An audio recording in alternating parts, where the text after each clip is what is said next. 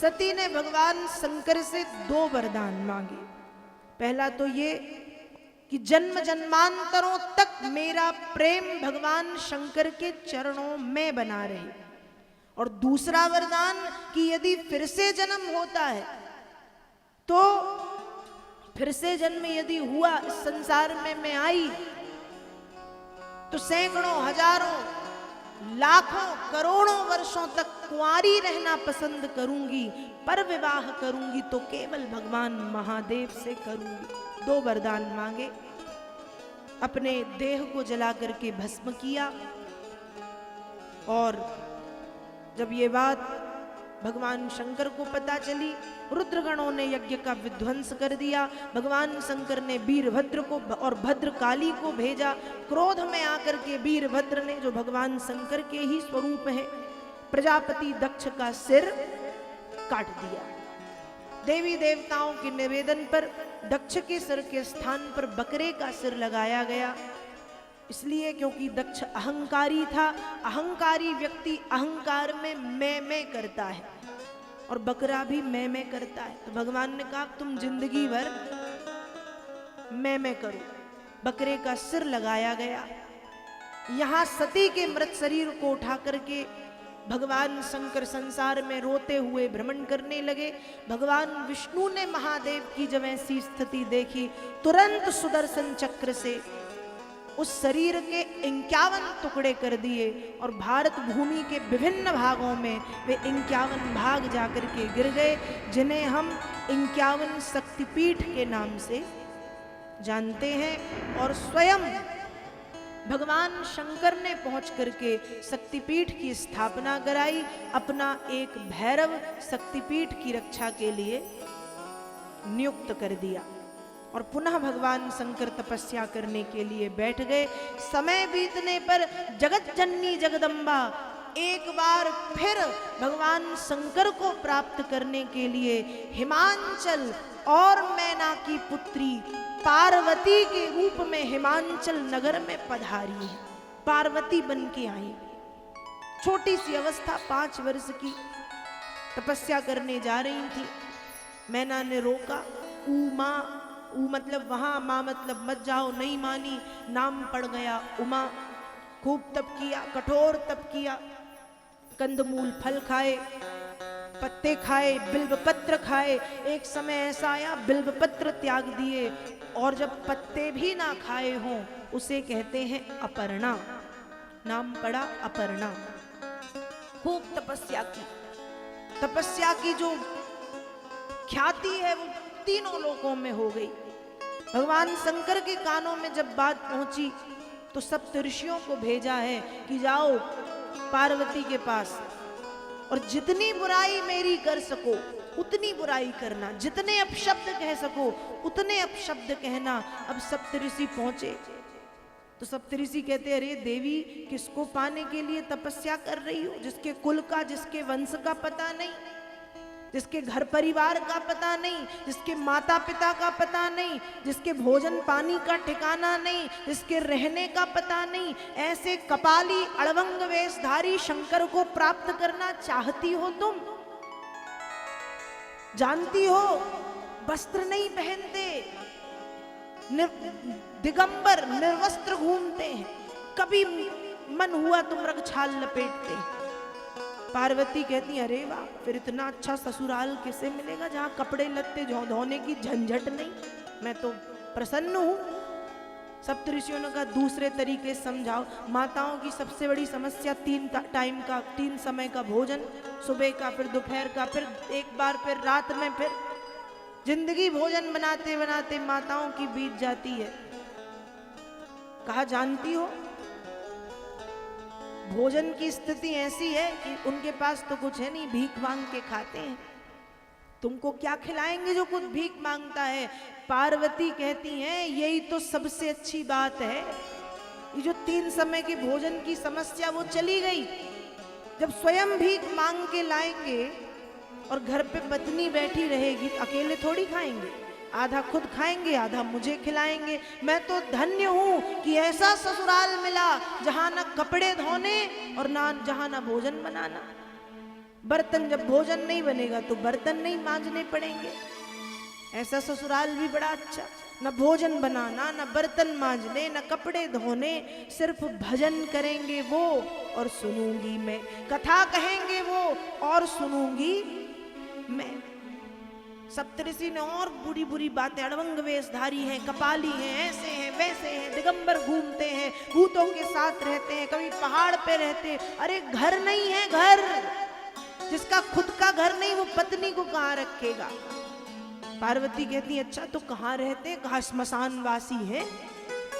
तो पार्वती कहती फिर तो बहुत अच्छी बात है, एक गांव में कम से कम 2 स्मशान होते हैं। और सोचो पूरे दुनिया में कितने स्मशान होंगे, मतलब एक नहीं करोड़ों घर। एक घर गंदा हुआ, ज्यादा साफ सफाई की झंझट नहीं, दूसरे में शिफ्ट होना है, दूसरा गंदा तीसरे में, तीसरा गंदा चौथे में। इतने घर किसके पास होंगे, मैं तो धन्य हूं। लेकिन फिर जब और उल्टी सीधी बातें कही तो पार्वती मैया कहती हैं कि एक शब्द और यदि गलत कहोगे तो यहीं पर जला करके भस्म कर दूंगी। सप्तऋषियों ने चरणों में प्रणाम करके कहा माँ हम सब जानते हैं, पर हम उन्हीं के कहने पर आए थे। और जय जय जय जगदम्बिके भवानी कहते हुए सप्तऋषि वहां से प्रस्थान कर गए। अब जब सप्तऋषि वहां से प्रस्थान कर गए, भगवान शंकर को पता चला कि सप्तऋषि तो कुछ नहीं कर पाए, चलो मैं ही चलता हूं। भगवान ने खुद साधु वाधु का वेश बनाया, पार्वती मैया के सामने आके खड़े हुए, अपने आप को खूब अपशब्द कहे। पार्वती समझ तो गई, लेकिन फिर भी कहती हैं एक शब्द और गलत कहोगे तो आपको भी भस्म कर दूंगी। तुरंत भगवान शंकर का सिर झुक गया और एक बार फिर बोल पड़े अद्य प्रवत्त बनतांगी तवास्मि दासः। हे देवी आपका दास हूं, पत्नी बनकर मुझ पर कृपा करें। एक बार फिर भगवान शंकर पार्वती के हाथों बिना दाम बिक गए। और इस बार जो विवाह होना है वो अच्छे से होना है। हिमाचल नगर में विवाह की खूब तैयारियां हो रही हैं। यहाँ कैलाश से बारात जाने की तैयारी हो रही है। भगवान शंकर का श्रृंगार किया है। अब श्रृंगार कौन, कैलाश में कौन है? कैलाश में भूत प्रेत पिशाच शाकनी डाकनी राक्षस चुड़ैल, और उनने वैसे ही सजा दिया। जब हमारा विवाह होता है तो हम पार्लर में जाते हैं, ब्यूटी पार्लर, कोई ब्यूटिशियन के पास जाके अपना मेकओवर कराते हैं। अब भगवान शंकर का मेकओवर किया भूतों ने, प्रेतों ने, पिशाचों ने। तो जो बड़ी बड़ी जटाएं थी उनको बांध के खूब बड़ा जूड़ा यहाँ पर बांध दिया। 4-5 छोटे छोटे सांप लपेट दिए, बड़े बड़े बिच्छू लाए तो कानों में लटका दिए, एक काला भुजंग लाए तो गले में पहना दिया, कमर में मृगछाला लपेट दी, और ताजी ताजी चिता की भस्म कहीं से ले आए, जो रही कहीं कसर बची थी वो चिता भस्मालेपो गरल मसनम धिक्पट धरो। पूरी चिता की भस्म, चिता की भस्म लपेट दी सारे शरीर में, और भगवान शंकर को बिठा दिया नंदी पे। अब जब भगवान शंकर को नंदी पे बिठाया तो भगवान शंकर कैसे बैठे? उल्टे। अब कहीं महादेव रूप तो ठीक है, कम से कम सीधे बैठ जाओ। भगवान शंकर ने कहा जब हमारी वाहन को कोई समस्या नहीं, तुमको क्यों समस्या है भैया? पूछो वाहन से। नंदी से कहा महाराज कोई समस्या? नंदी ने भी सिर हिला दिया, नहीं कोई समस्या नहीं। उल्टे बैठे हैं और दुनिया के जितने बड़े बड़े भूत प्रेत हैं सारे पधारे हैं। और तो और भारत के अलावा अन्य देशों से भी भूत आए हैं, क्योंकि भगवान ने निमंत्रण दिया है कि जिसको कोई नहीं बुलाता उसको हम बुलाएंगे। बड़े बड़े भूत प्रेत, किसी के 4 सींग, किसी के सींग नहीं, किसी का मुख है शरीर नहीं, किसी का शरीर है तो मुख नहीं, कोई बिल्कुल हड्डी बिल्कुल चली आ रही है, कंकाल, कोई इतना मोटा मांस ही मांस का गोला लुढ़कता हुआ चला आ रहा है। किसी के मुंह में आंखें ही आंखें हैं, किसी के 4 मुंह है, 1 2 3 4, किसी का यहाँ कुछ नहीं, यहाँ पे मुंह है ऊपर, किसी के हाथ में मुंह है, किसी के हाथ में आंख है, किसी का सुअर का मुंह, किसी का कुत्ते का, किसी का बिल्ली का, किसी का सियार का, ऐसे भूत प्रेत पधारे। जैसे ही देवी देवताओं ने देखा तो कहा भैया इनको तो कोई पूछने वाला है नहीं, यदि हम इनके पीछे पीछे चले तो हमें भी कोई भोजन तक नहीं देगा। बारात दो भागों में बट गई है। एक भाग में भगवान शंकर के साथ जितने भी भूत प्रेत, नंदी, भृंगी, श्रृंगी सब, और दूसरे भाग में पूरे देवी देवता और जितने सुंदर सुंदर लोग हैं सब। अब जब बारात चली, हिमांचल नगर पहुंची। हिमांचल नगर पहुंचते ही जब बच्चों ने देखा, तुरंत मां के पास पहुंचे, जल्दी दरवाजे लगाओ। क्यों? बारात नहीं, भूतों की जमात आई है। बचेगा वही जिनको वो छोड़ेंगे, सबको खा जाएंगे ऐसे भूत प्रेत। कैसे भूत प्रेत? बच्चे उत्तर देते हैं, वर्णन कर दिया भूतों का। दूल्हा कैसा? कहा भैया सबसे बड़ा पागल तो वही है। क्यों? नंदी बैठ के आया है और नंदी पे ठीक उल्टा बैठा है, और कहा वस्त्र नहीं पहने, दिगंबर। ऐसा दूल्हा हमने पहली बार देखा।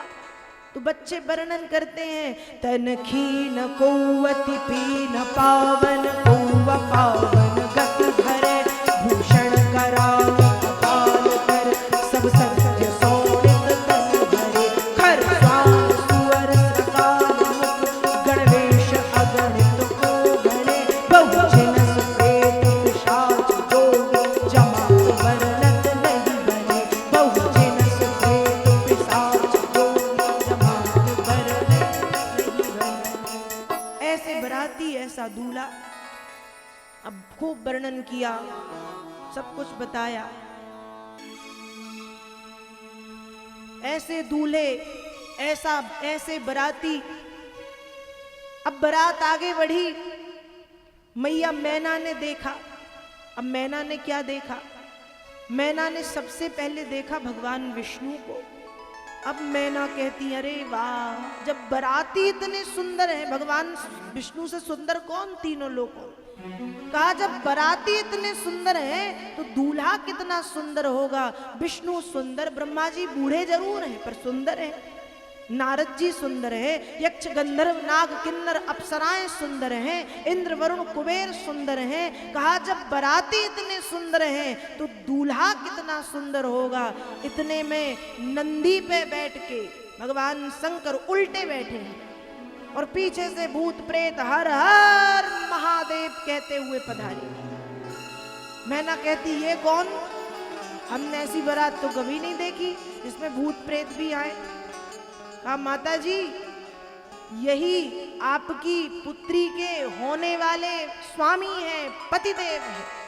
जैसे ही मैना ने भगवान शंकर को देखा, मैना तुरंत बेहोश हो गई। खूब पानी वानी डाल के उठाया गया। अब मैना को जब होश आया, मैना जब जागृत हुई तो सबसे पहले नारद जी को याद किया, सबसे पहले उसको बुलाओ। ये सब उसी ने किया है। मेरी बेटी से कहा था तप करो अच्छा वर मिलेगा, ऐसे वर की प्राप्ति के लिए तप कराया। यड़वंग वेशधारी, ये कपाली, दिगंबर, नग्न घूमने वाला, ऐसा वर कहाँ है? नारद। हम नारद जी पधारे। खूब पहले तो बातें सुना दी, उल्टी सीधी बातें बोल दी, सब कुछ सुना दिया। जब सब सुना दिया तब नारद जी कहते अब शांति से बैठो और मेरी सुनो। मैना बैठी पास में। नारद जी ने कहा, सुनो, जिसे तुम अपनी बेटी मान रही हो वो तुम्हारी बेटी नहीं है, तुम भी उनकी बेटी हो। अर्थात जगत जननी जगदम्बा स्वयं तुम्हारी पुत्री बनकर के पधारी हैं, जगत की माता।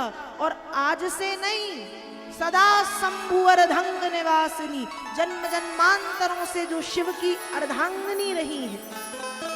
पूर्व जन्म में दक्ष कन्या सती थी, भगवान शंकर से वियोग हुआ, पुनः शिव प्राप्ति के लिए तुम्हारी पुत्री पार्वती बन के आई। जैसे ही मैना ने और हिमांचल ने ये बात सुनी, तुरंत सती के पार्वती के बार बार चरणों को स्पर्श किया। तब मैना हिमवंत आनंदे पुनि पुनि पार्वती पद वंदे। यहाँ श्री हरि नारायण ने भगवान शंकर का श्रृंगार किया है। और जब श्रीहरि नारायण ने भगवान शंकर का श्रृंगार किया तो भगवान शंकर के उस दूल्हा स्वरूप को चंद्रशेखर नाम दिया गया। जब महादेव का श्रृंगार नारायण ने किया तो नारायण ने स्वयं नाम दिया है भगवान के दूल्हा स्वरूप को कि आज से आपके इस रूप को चंद्रशेखर के नाम से जाना जाएगा। ऐसा श्रृंगार और ऐसी बारात, आइए भगवान के उस सुंदर दिव्य विवाह और बारात का दर्शन एक भजन के माध्यम से करते हैं। ताली सेवा सभी करेंगे भाव से।